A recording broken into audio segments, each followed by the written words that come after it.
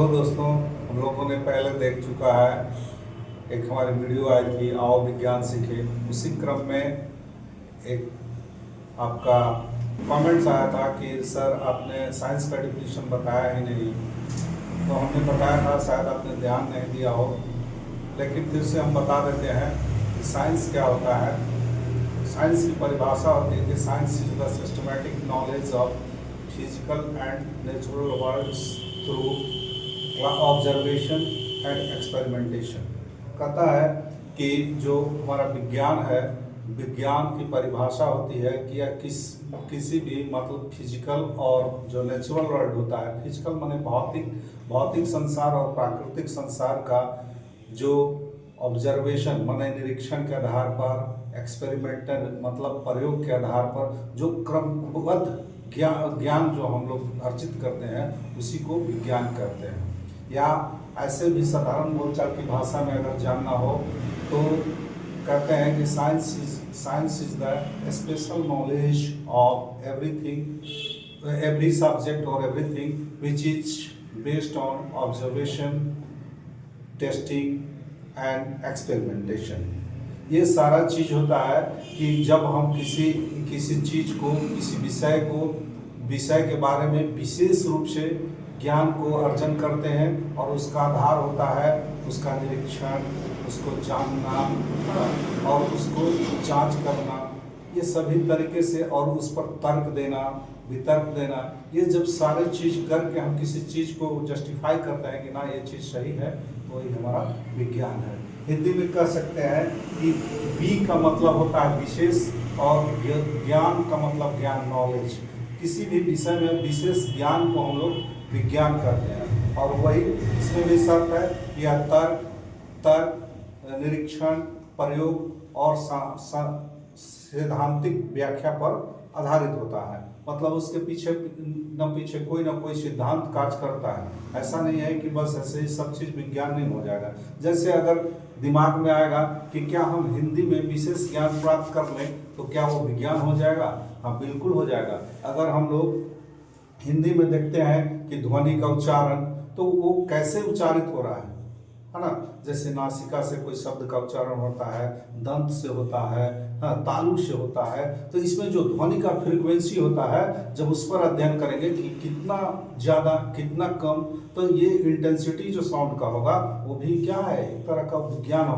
भाषा भले ही आपकी हिंदी हो, संस्कृत हो, लेकिन जो उसका बनावट है, उसका उच्चारण है, वो सब कुछ क्या हो गया, विज्ञान के अंतर्गत आ गया। इसलिए हम कह सकते हैं कि किसी भी विषय में विशेष ज्ञान को हम लोग विज्ञान कहते हैं। ठीक है। इसके बाद हम लोगों ने ये जवाब दे दिया कि भाई विज्ञान क्या था, विज्ञान की परिभाषा क्या थी। इसके बाद हम लोग एक 10th क्लास के लिए कुछ शुरू करना चाह रहे हैं, जो कि क्या हो कि आपको लगे कि कुछ एग्जामिनेशन अभी होने वाले हैं, जो एग्जाम में आपके जस्ट क्वेश्चन हूबहू एकदम आ जाए या इस पे आधारित आ जाए, तो आप लोगों को जितने भी एनसीईआरटी के क्वेश्चंस हैं उनको आप एक बार अगर अच्छे से सॉल्यूशन व्याख्या के साथ अगर कर लेंगे, समझ लेंगे, तो आप जान जाएंगे कि हाँ सचमुच में हम जो पढ़े हैं या यूट्यूब के माध्यम से जो देख लिए हैं उसी से हमारा क्वेश्चन बन रहा है, ये हमारे लिए सही था। तो इसी क्रम में हम लोग एक विद्युत चैप्टर है, 8 भाग जो चैप्टर होंगे 10th क्लास का, उन्हीं को हमने उठाया है और उनके ऑब्जेक्टिव्स को सोल्यूशन करने का आपको तरीका बताएंगे। और उसका डिटेल से जब जानेंगे तो आपको कहीं भी कोई परेशानी नहीं होगी।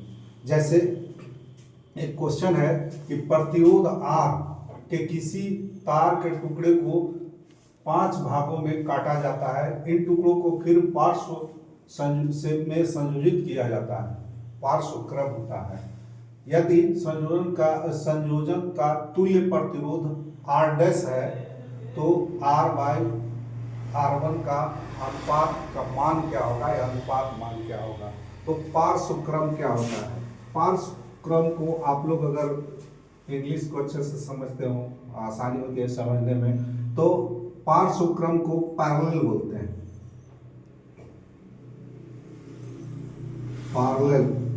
पैरेलल होता है पार्श्व क्रम, और एक होता है सीरीज।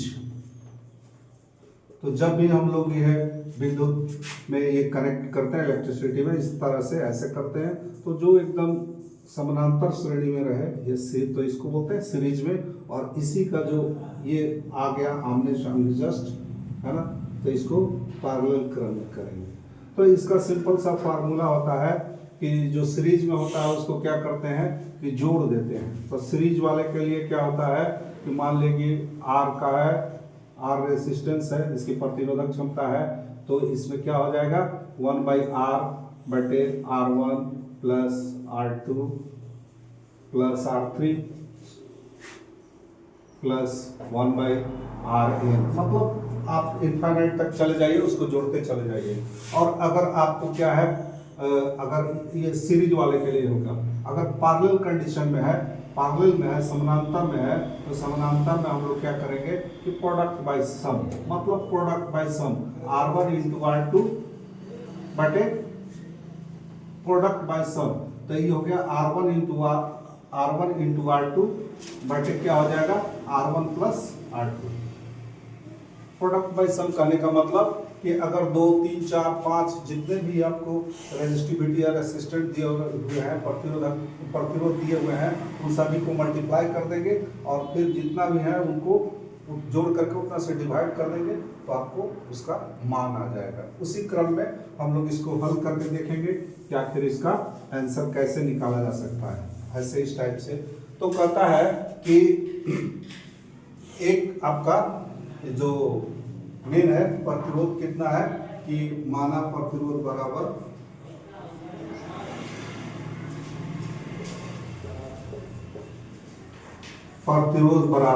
R है, यही ना है, यही क्वेश्चन कर रहा है। तो एक छड़ है, सॉरी एक तार है, उसका प्रतिरोधक क्षमता कितना है तो R है।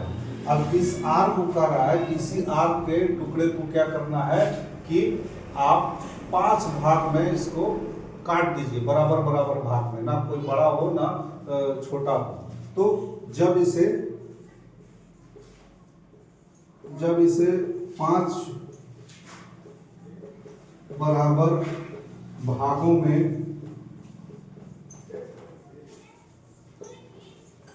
काटा जाता है तो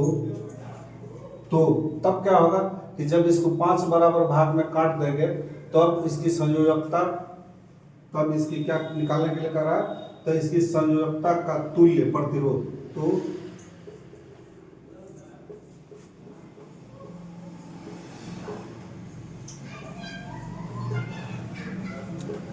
तुल्य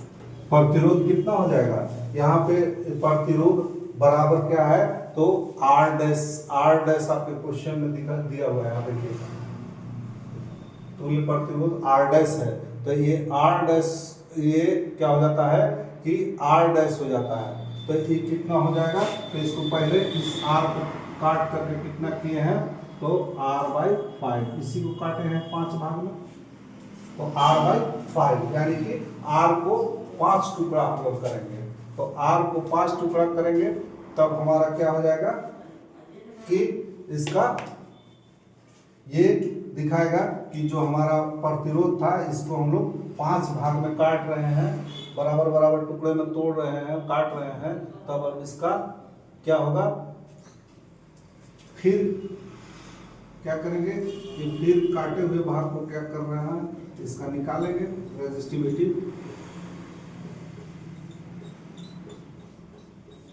कितना है, काटे हुए भाग का रेजिस्टिविटी निकालना है। तो रेजिस्टिविटी इसका कितना था कि एक को काट करके कितना किए R/5, तो इसका मान क्या बता रहा था कि ये प्रतिरोध जो है R1 कहा जा रहा है, जब कटा तब R1 नहीं, इसको बोलते हैं R डैश के रूप में कटा, तो R डैश कितने भाग में बढ़ गया, तो R डैश आपको कितना बार करना होगा कि R डैश ये जो बना ये इसका 5 बराबर भाग में ऐसा ये हो गया। ये कर रहा है पहले क्वेश्चन, यहाँ से देखिए प्रतिरोधक R को किसी तार के टुकड़े को 5 बराबर भाग में काट दिए, तो 5 बराबर भाग में काटने का मतलब हो गया कि R/5 लिख दीजिए, ठीक है। इन टुकड़ों को फिर पार्श्व में संयोजित किया जाता है। पार्श्व क्रम मतलब इसको अब पैरेलल सीरीज में इसको पैरेलल में इसको क्या करना है कि जोड़ना है। तब क्या करेंगे कि पैरेलल में जोड़ने के लिए आपको फार्मूला अभी बताए थे। फार्मूला क्या होता है कि जब भी हम पैरेलल का निकालेंगे तो R1 बराबर क्या होता है कि R 1 बाई में आएगा, इस तरह क्रम में जुड़ता जाएगा। तो ये आपको R डैश है तो सब में R डैश आएगा, सब में R डैश लगेगा, है ना, सब में R डैश लगेगा। लेकिन हमको सब में R डैश लगाना नहीं है। ये कह रहा है कि प्रतिरोधक R डैश जब है, R डैश खुद ऑलरेडी है यहाँ पे, तो इसका फॉर्मूला 1 बाई R डैश बराबर कितना हो गया, ये है आपको कितना R का 5 प्लस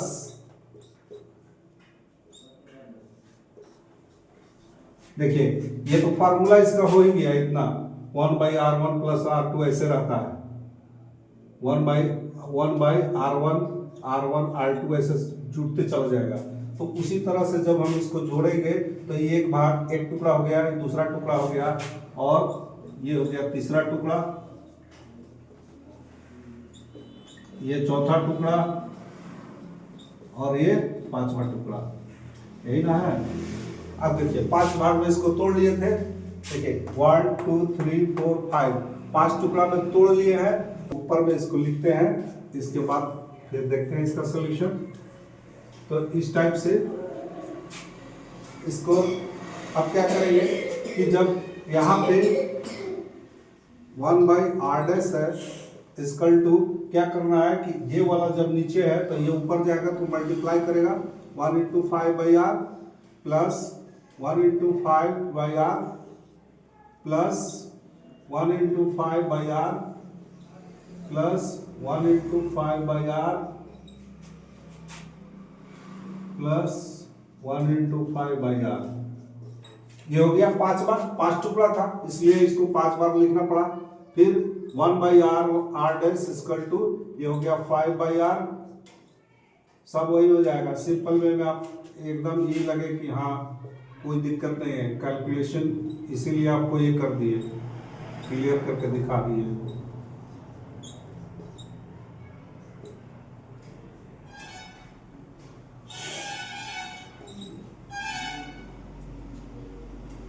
इस तरीके से जब इसको हम लोग क्या करेंगे, अब आप प्रोसेस में चलेंगे तो यहाँ देखेंगे कि ये कितना हो गया, ये R हो जाएगा और ये हो जाएगा 5 5 5 5 25 हो जाएगा और ये हो जाएगा आपको क्या 1 बाई R1। अब देखिए 1 बाई R1 हो गया। अब देखिए ऐसे भी करेंगे तो R बराबर ये कितना हो जाएगा 25 R1। अब इसको क्या करेंगे कि जब R1 को इधर ले आएंगे, यहां पे आके इसको भाग कर देगा, ठीक है। अब इसमें क्या करना है कि अगर आप इसको क्या करते हैं कि रेशियो देखते हैं कि क्या था, हमारा क्वेश्चन कर रहा था कि आपका R by R dash, question यही ना था कि R1 बाई R डैश का रेशियो पूछ रहा था।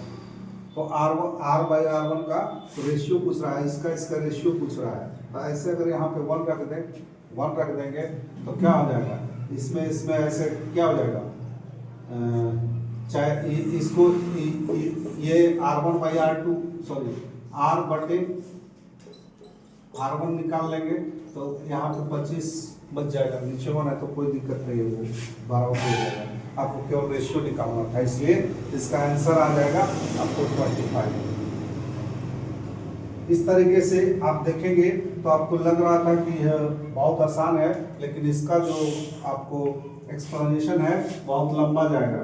लेकिन आप अगर चाहेंगे कि इसको और आसानी से समझे जाने तो इसके लिए हम लोग रेगुलर आपको सॉल्यूशन लाते रहेंगे वीडियो का, और आपको करके दिखाएंगे। और जहाँ भी अगर दिक्कत लगे, नहीं समझ में आए, हार्ड लगे, वो भी बताइए कि और अच्छे तरीक़ा से बताइए सर। तो आप कमेंट करते रहिए और हम इसका सॉल्यूशन देते रहेंगे। धन्यवाद।